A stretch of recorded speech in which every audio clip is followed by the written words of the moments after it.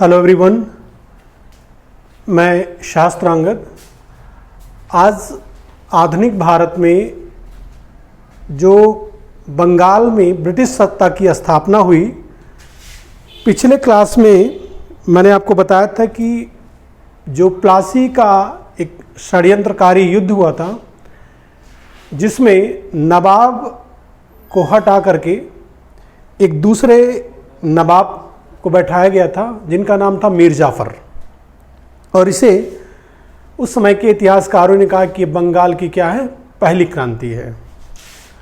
और प्लासी युद्ध के बारे में एक इतिहासकार थे जो रेवेन्यू डिपार्टमेंट में थे, लेकिन उन्होंने इतिहास पर भी काम किया है। उनका नाम था यदुनाथ सरकार। यदुनाथ सरकार ने कहा था कि 23 जून 1757 को जो प्लासी का युद्ध हुआ, इस युद्ध के बाद भारत में आधुनिक युग की क्या हुई, शुरुआत होती है। यानी कि जो मध्यकाल एक धर्मतांत्रिक शासन था वो क्या होता है, समाप्त होता है, एक नए युग की क्या होती है, शुरुआत होती है। लेकिन आपको मैंने ये बताया था कि मीर जाफ़र ने जब वो बादशाह बना तो कंपनी ने बहुत सारा जो है उससे अनुदान भी लिया था और 24 परगना की जागीरदारी भी ली थी। लेकिन ये जो को बताए थे कि मीर जाफ़र था, बार बार उसके मामले में हस्तक्षेप रॉबर्ट क्लाइव करता था, तो उससे वो ऊब गया था। और इन्हीं सब बातों को ध्यान में रखते हुए जो मीर जाफ़र का बेटा था मीरन, वो डचों से क्या करने लगा, संपर्क स्थापित करने लगा। और बाद में क्लाइव को ये बात पता चली और वो डचों को बेदरा के युद्ध में क्या करता है, हरा देता है। लेकिन इसी दौरान क्लाइव वापस क्या चला जाता है, ब्रिटेन चला जाता है। अब कंपनी के जो नए नए गवर्नर बने थे, वेंसिटार्ट, ये क्लाइव के बाद बंगाल के गवर्नर बने थे। इनका नाम था वेंसिटार्ट। और वेंसिटार्ट ने मीर जाफ़र का जो दामाद था मीर कासिम, उसके साथ सितंबर 1660 में एक संधि किया कि आपको बंगाल का क्या बनाया जा रहा है, नवाब बनाया जा रहा है। और इसके बदले में मीर कासिम ने यह तय किया कि हम जो कंपनी का जो कर्ज है उसे क्या करेंगे, चुका दे देंगे, और कुछ जिलों की जमींदारी भी आपको मैं क्या करूंगा, सौंप दूंगा। और इसी को ध्यान में रखते हुए मीर कासिम को बंगाल का क्या बनाया गया, नवाब बनाया गया। और ये नवाब बना 1760 में ये नवाब बना और 63 तक रहा। आगे मैं इसकी चर्चा करूंगा। जब ये नवाब बना तो इसने तुरंत 3 जिलों की जमींदारी दे दी अंग्रेजों की। ये क्वेश्चन पूछा गया था किनकी दी गई है, तो पहला था वर्धमान जिला, दूसरा था चटगांव, और जो तीसरा था उसका नाम था मिदनापुर। मिदनापुर, ये 3 जिलों की जमींदारी उसने क्या कर दिया, कंपनी को सौंप दिया मीर कासिम ने। यानी कि अब अंग्रेजों के पास एक बहुत बड़ा क्षेत्र आ गया था। अब इसकी वो वसूली कर सकते थे और इसके बदले में इनको कुछ देना नहीं था। लेकिन ये जो मीर कासिम बना, यह बंगाल का अंतिम योग्य नवाब था।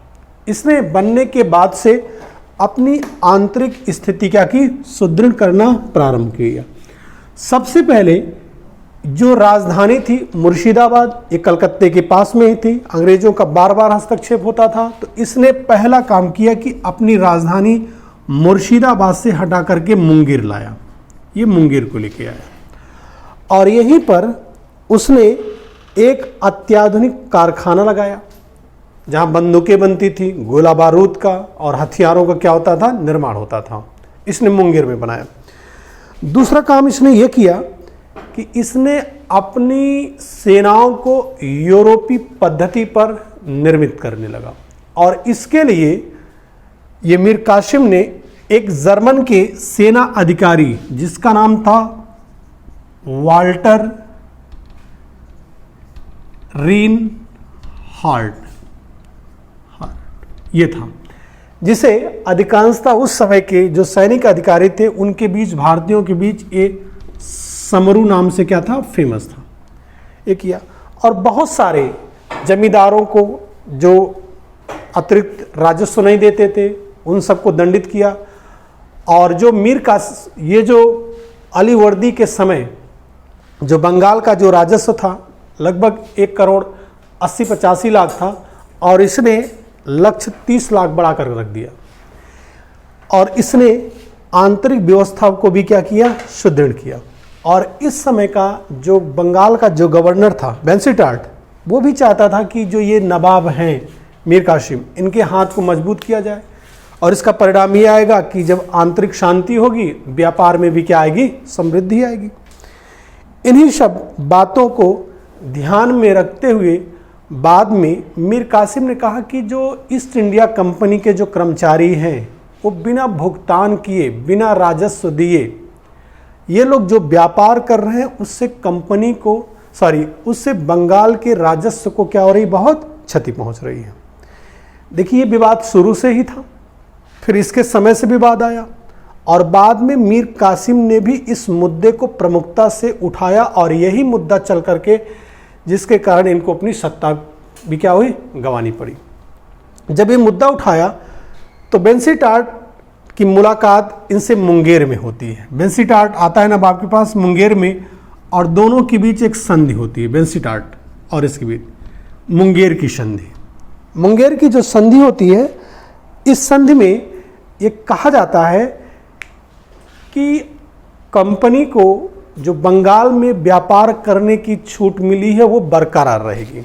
इसके लिए कंपनी एक दस्तक जारी कर दे, और जिस पर दस्तक रहेगा उस माल पर आयात निर्यात आने जाने पर कोई अतिरिक्त कर नहीं देना पड़ेगा। लेकिन जो कंपनी के जो कर्मचारी कार्य कर रहे हैं, व्यापार कर रहे हैं, तो इन कंपनी के व्यापारियों को प्रत्येक माल पर 9% की चुंगी देनी होगी। ये मुंगेर संधि में हुआ, यानी कि ये जो कंपनी के अधिकारी यदि व्यापार कर रहे हैं तो इन लोगों को व्यापार में 9% की चुंगी क्या होगा, देनी पड़ेगी। और ये बात मुंगेर संधि में तय हुआ, और ये संधि किया था मीर कासिम और वहाँ बंगाल के जो अंग्रेज गवर्नर था बेंसीटाट के बीच ये संधि हुई। और यह संधि हुई थी दिसंबर 1962 में मुंगेर की संधि हुई थी। ये जो मुंगेर की संधि है ये दिसंबर 1762 में हुई थी, याद रखिएगा, ये संधि दिसंबर 1762 में हुई थी। लेकिन ये जो संधि हुई इसको कलकत्ता की काउंसिल ने अस्वीकार कर दिया। उन्होंने कहा कि ऐसा नहीं है, जो अंग्रेज अधिकारी व्यापार कर रहे हैं, ठीक है, वो जो पहले से छूट है वो बरकरार रहेगी। लेकिन उन्होंने कहा ठीक है, ऐसा करते हैं कि जब नमक का व्यापार करेंगे, किसका, नमक का, तो वो नमक के व्यापार पर सिर्फ 2.5% का क्या देंगे, टैक्स दे देंगे। और जब ये जो बात है मीर कासिम को पता चली कि जो मुंगेर की संधि हुई थी उसे कलकत्ता काउंसिल ने क्या कर दिया, अस्वीकार कर दिया। तो अब मीर कासिम भी आर पार लड़ाई करने के लिए क्या हुआ, बाध्य हो गया, और उसने बड़ा एक क्रांतिकारी कदम उठाया। उसने अपने राज्य से सभी आंतरिक चुंगियों को क्या कर दिया, हटा दिया, ये तुरंत कर दिया। और इसका ये परिणाम निकला कि उसने कहा ठीक है, भारतीय व्यापारी और अंग्रेज व्यापारी सभी क्या हो जाएंगे, बराबर हो जाएंगे, क्योंकि वो पहले आंतरिक व्यवस्थाओं को सुदृढ़ कर लिया था। जैसे कि आप देखेंगे बेंसीटाट उसका सपोर्ट भी कर रहा था। जब ये मुंगेर की संधि हुई थी तो कलकत्ता काउंसिल में वारेन हेस्टिंग्स भी था, उसने भी समर्थन किया था कि इससे बड़ा करप्शन है और यहाँ तक कि आप जानते हैं कि जो बिहार का नायब सूबेदार था राम नारायण, और वो भ्रष्टाचार में लिप्त भी था। मीर जाफर उसे दंड देना चाहता था, लेकिन क्लावी बार बार रोक देता था।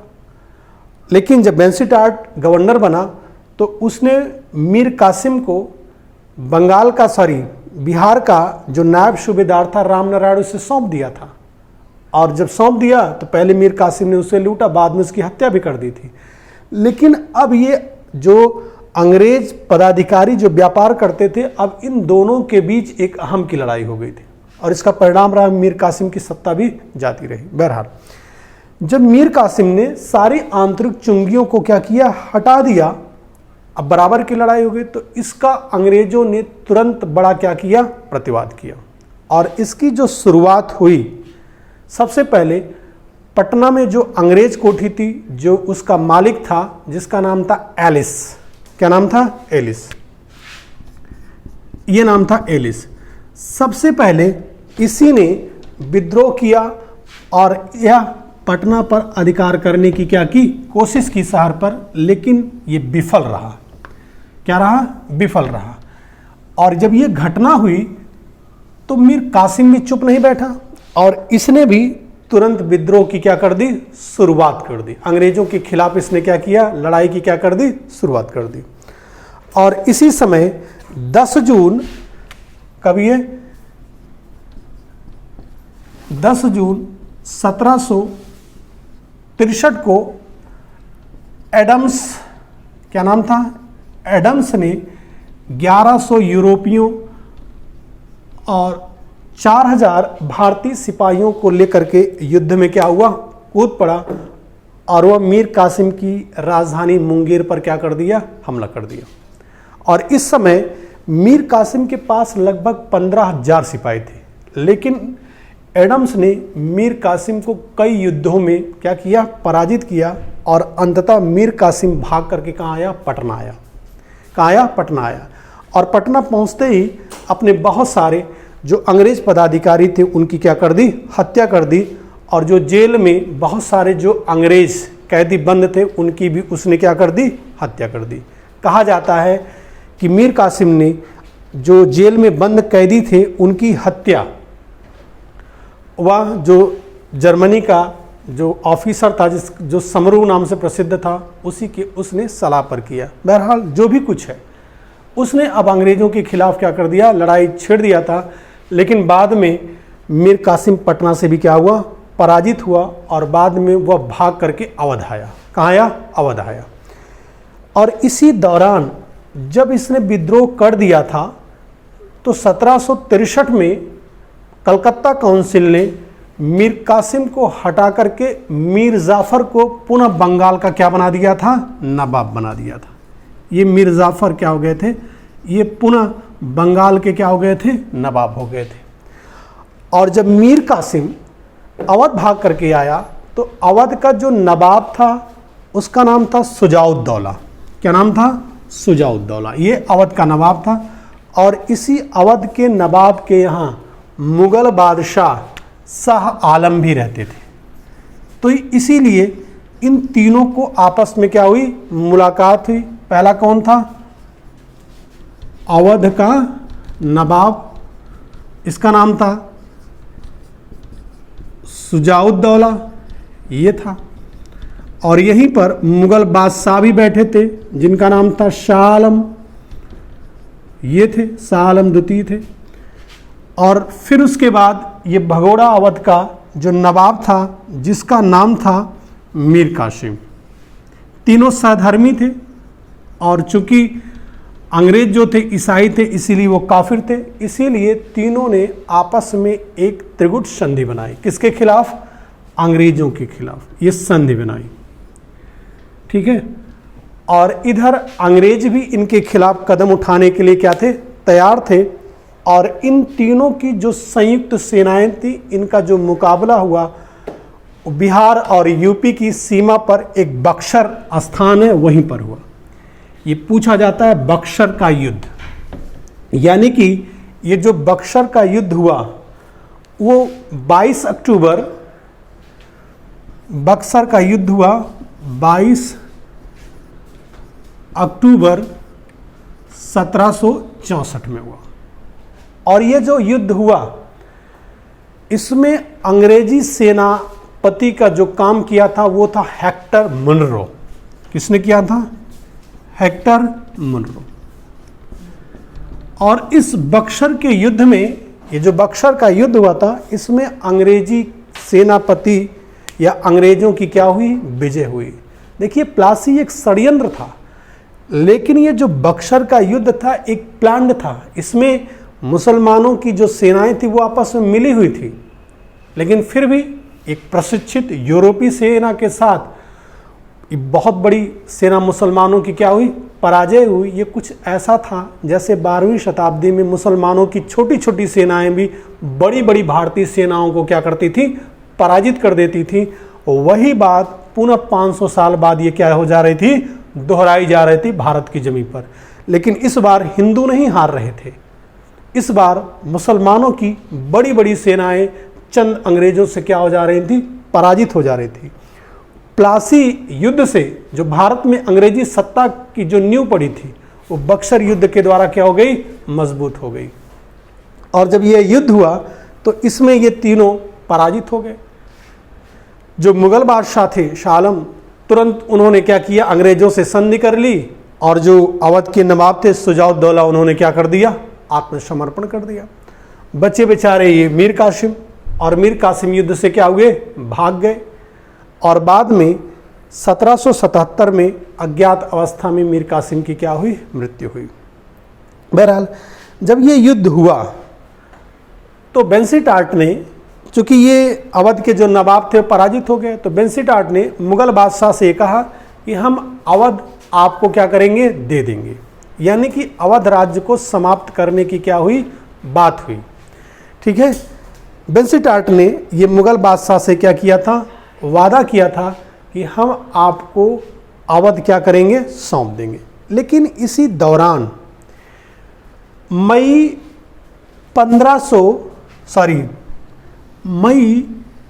1765 में बंगाल का पुनः गवर्नर बनकर के रॉबर्ट क्लाइव वापस आ गया था। ये रॉबर्ट क्लाइव ये पुनः मई 1765 में क्या हुआ? वापस आ गया था।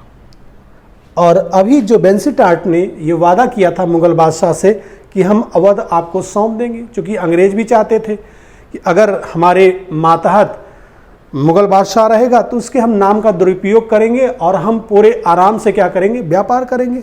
लेकिन क्लाइव राजनीतिक आदमी था, उसने ऐसा नहीं किया और उसने अवध को बचाए रखा। और वो पहुंच के उसने इलाहाबाद में, क्योंकि इस समय इलाहाबाद में जो है कि नवाब भी थे और बादशाह भी थे, तो इसने नवाब के साथ और जो मुगल बादशाह थे इन दोनों के साथ अलग अलग संधियां की और इसीलिए इलाहाबाद में संधि की थी, इसीलिए इसे इलाहाबाद की संधि कहा जाता है। पीसीएस में कम से कम 4 या 5 बार ये जो इलाहाबाद की संधि थी इसके संबंध में पूछा गया है, इसकी धाराओं के संबंध में पूछा गया है। तो इसीलिए इन संधियों को थोड़ा सा आप केयरफुल होकर के देखिएगा।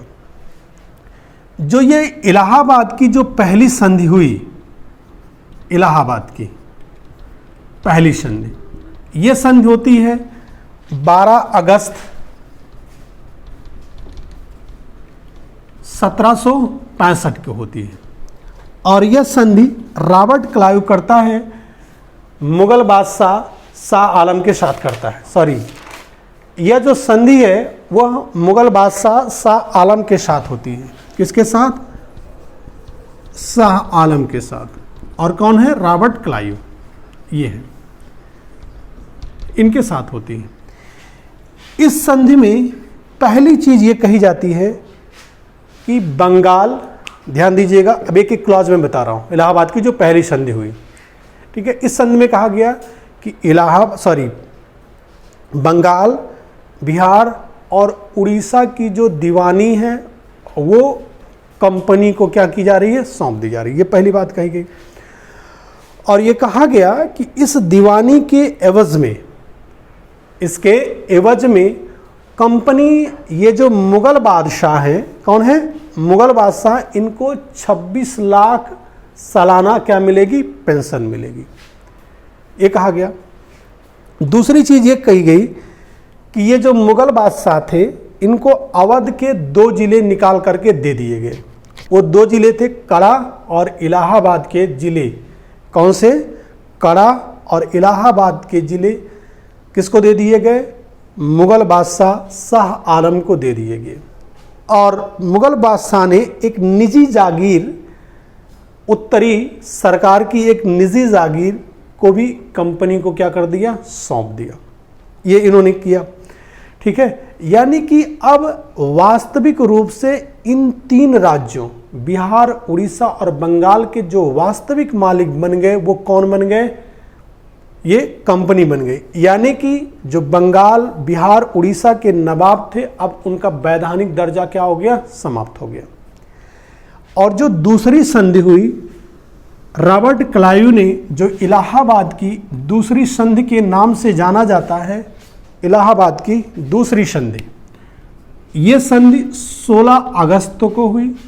और यह संधि रॉबर्ट क्लाइव ने अवध के जो नवाब थे शुजाउद्दौला के साथ हुई। किसके साथ हुई, शुजाउद्दौला। ये शुजाउद्दौला थे अवध के नवाब, इनके साथ हुई।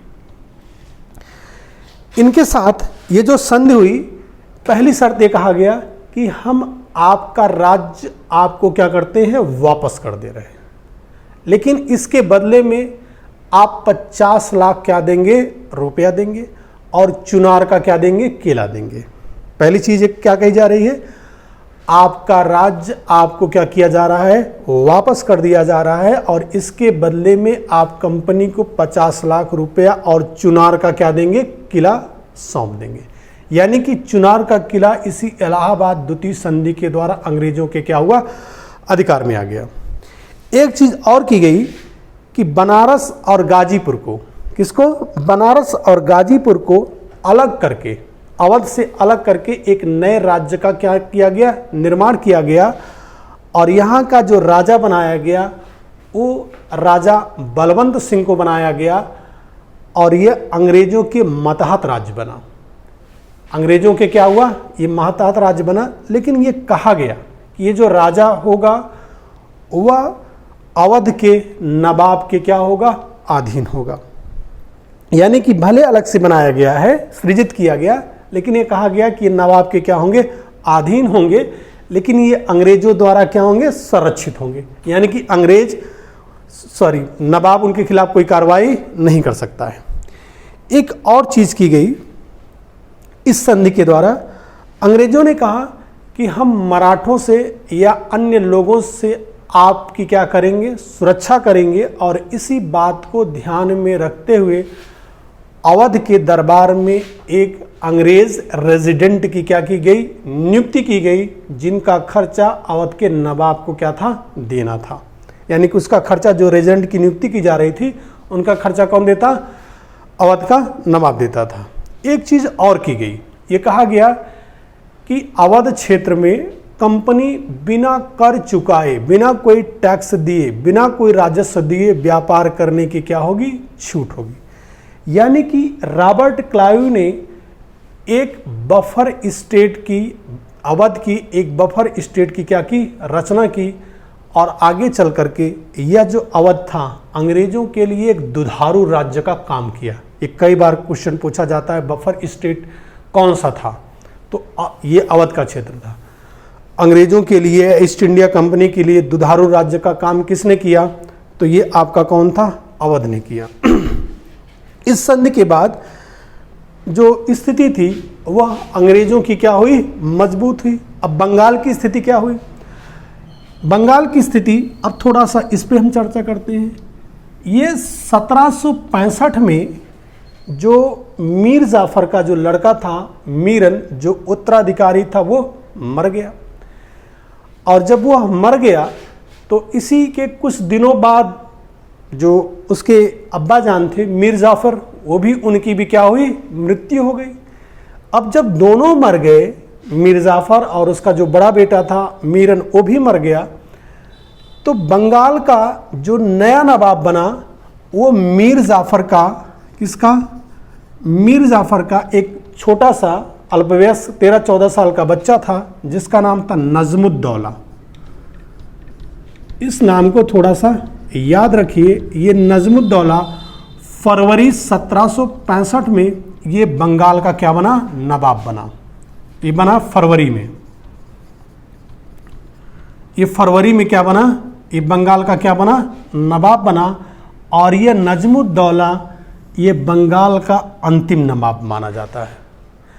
और इसे नवाब इस शर्त पर बनाया गया कि यह अपनी सारी प्रशासनिक शक्तियां और अधिकार एक नायब सूबेदार को क्या करेगा? सौंप देगा। यानी कि इसको इस शर्त पे बनाया गया कि अपने सारी जो प्रशासनिक शक्तियां हैं वो किसे सौंप देगा? एक नायब सूबेदार को। ये नायब सूबेदार को क्या करेगा? अपनी सारी प्रशासनिक शक्तियां क्या करेगा? सौंप देगा। ठीक है। दूसरी चीज, ये जो नायब सूबेदार होंगे इनकी नियुक्ति वो कलकत्ता की काउंसिल करेगी। यानी कि कहने का मतलब ये है कि इनकी जो नियुक्ति होगी वो अंग्रेजों के द्वारा होगी और इन्हें नवाब हटा नहीं सकता है। बिना अंग्रेजों के राय के, सलाह मशवरे के इस नायब सूबेदार को नवाब हटा नहीं सकते थे। और जो पहले नायब के रूप में जिनकी नियुक्ति हुई उनका नाम था मोहम्मद रजा खां। पहली नियुक्ति अंग्रेजों ने मोहम्मद रजा खां को बंगाल का क्या चुना? नायब चुना। इसके अलावा एक बात और की गई, ये कहा गया कि जो दीवानी अधिकार मिल गए थे, अब प्रशासन चलाने के लिए बंगाल को पैसा भी चाहिए था, तो इसीलिए ये जो शर्त तय हुई उसके तहत ये कहा गया कि प्रशासनिक खर्च चलाने के लिए बंगाल के लिए इन्होंने कुछ पैसे का भी अरेंज किया जो हर साल क्या होता था? देना था। और वो था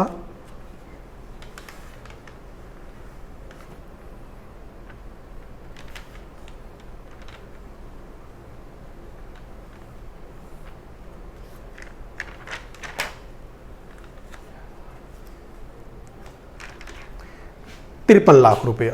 कितना था? 53 लाख ये हर साल नवाब को दिया जाता ईस्ट इंडिया कंपनी के द्वारा, जिससे वो क्या करते? अपना खर्चा चला लेते। लेकिन आपने जैसे देखा कि 26 लाख, कितना?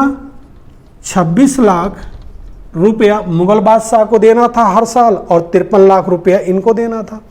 यानी कि अगर हम दोनों को काउंट करें तो 6 3 9 और 5 2 7, यानी कि लगभग 59 लाख रुपया हर साल दे करके ईस्ट इंडिया कंपनी पूरे बंगाल, बिहार और उड़ीसा का जितना राजस्व आता सारा वो कंपनी क्या करती? अपने पास रखती। लेकिन ये जो प्रशासन का जो उत्तरदायित्व था वो नवाब को निभाना था। यहीं से 1765 से रॉबर्ट क्लाइव ने बंगाल में द्वैध शासन की क्या की? शुरुआत की।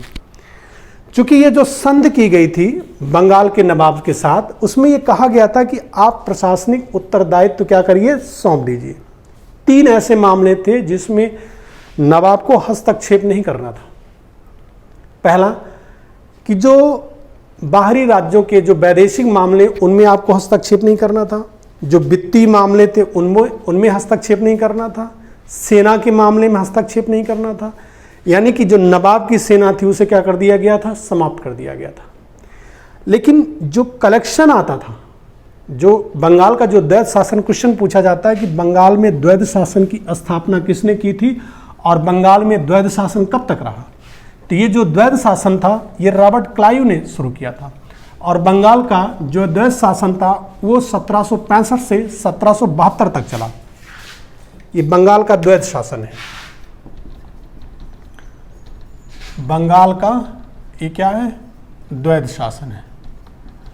और ये शुरू हुआ 1765 से लेकर के 1772 तक। शुरू किया रॉबर्ट क्लाइव ने और समाप्त किया वारेन हेस्टिंग्स ने जब बंगाल का गवर्नर बना। द्वैध शासन का मतलब ये था कि जो रेवेन्यू था, यानी कि ये जो रेवेन्यू जो राजस्व आता था वो कौन देती थी? जनता देती थी। लेकिन जनता की जो सुरक्षा का जो दायित्व था वो अंग्रेजों के पास नहीं था। थोड़ा इसको आप व्यवहारिक रूप में समझिए कि द्वैध शासन किसे कहते हैं। जैसे मान लीजिए हम लोग भारत सरकार को टैक्स चुकाते हैं, तो जब पैसा हम भारत सरकार को दे देते हैं तो भारत सरकार का ये उत्तरदायित्व तो बन जाता है कि वो हमारी क्या करे? सुरक्षा करे। ये भारत सरकार का क्या है? उत्तरदायित्व है। लेकिन अब यहाँ पर क्या हुआ? टैक्स यहाँ की बंगाल, बिहार, उड़ीसा की जनता ने चुकाया और उस टैक्स को ले लिया किसने? अंग्रेजों ने ले लिया। लेकिन उत्तरदायित्व उन पर आंतरिक सुरक्षा का नहीं था। आंतरिक सुरक्षा का जो उत्तरदायित्व था वो बंगाल के नवाब के पास था। इसी को कहते हैं द्वैध शासन। यानी कि पैसे का कलेक्शन तो आपने जनता से ले लिया, अब आपका फर्ज है कि जनता की सुरक्षा करना, आंतरिक व्यवस्था बनाए रखना।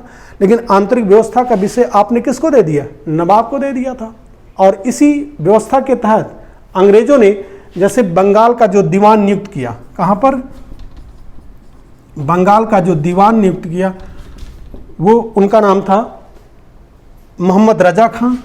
ये क्वेश्चन पूछा गया है, रजा खां। और जो बिहार का जो दीवान इन लोगों ने नियुक्त किया, कहाँ का? बिहार का, वो राजा सिताब राय। कौन थे?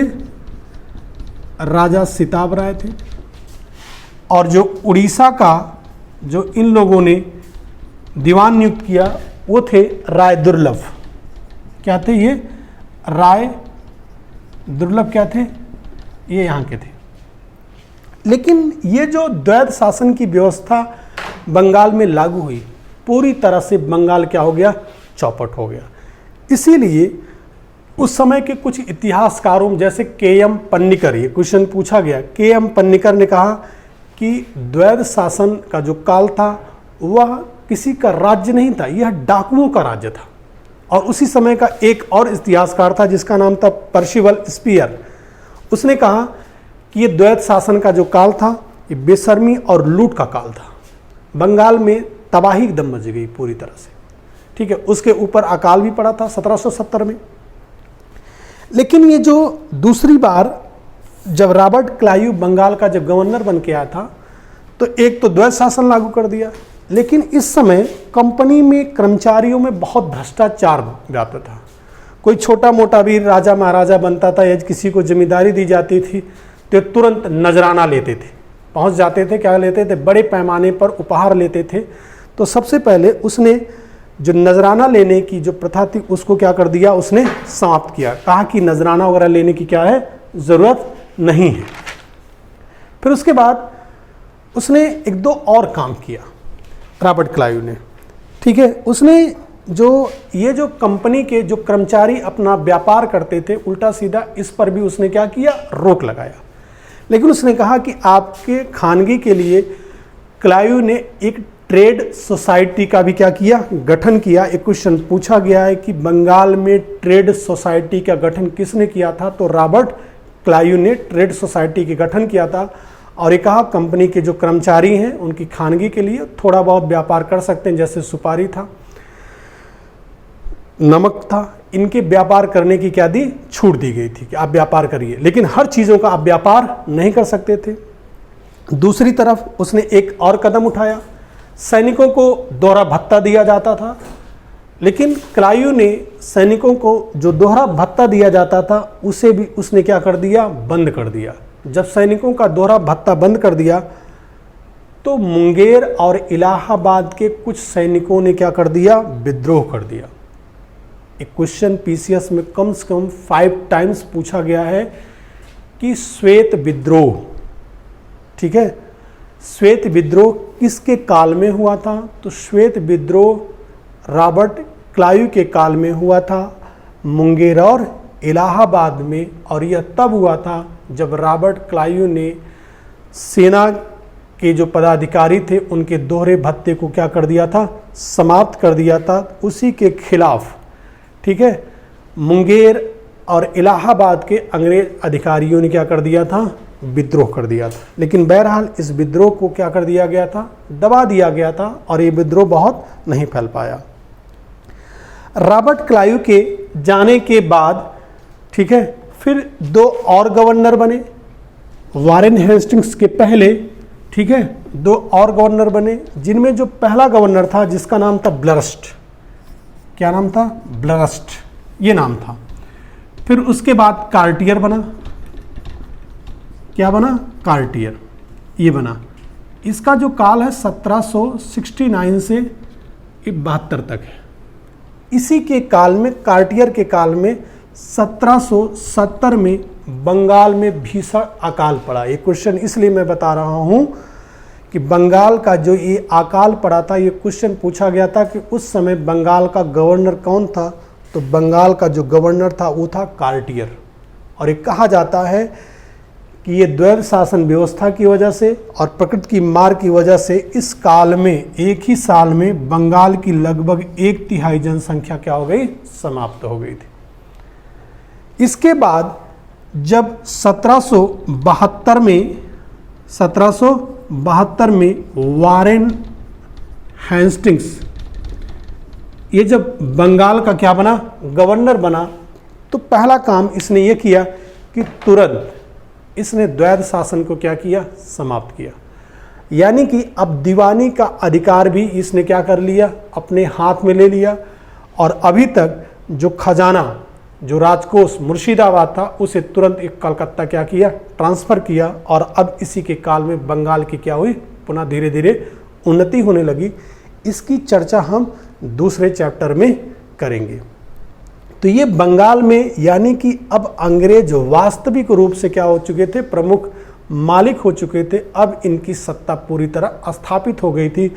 और इसी बंगाल को वो आधार बनाते हुए अब देखेंगे आगे उन्होंने मैसूर युद्ध भी जीता, बम्बई महाराष्ट्र युद्ध भी जीता, फिर आगे चल करके उन्होंने पंजाब पर अधिकार कर लिया और लगभग धीरे धीरे सारे भारत पर उन्होंने क्या कर लिया, अधिकार कर लिया।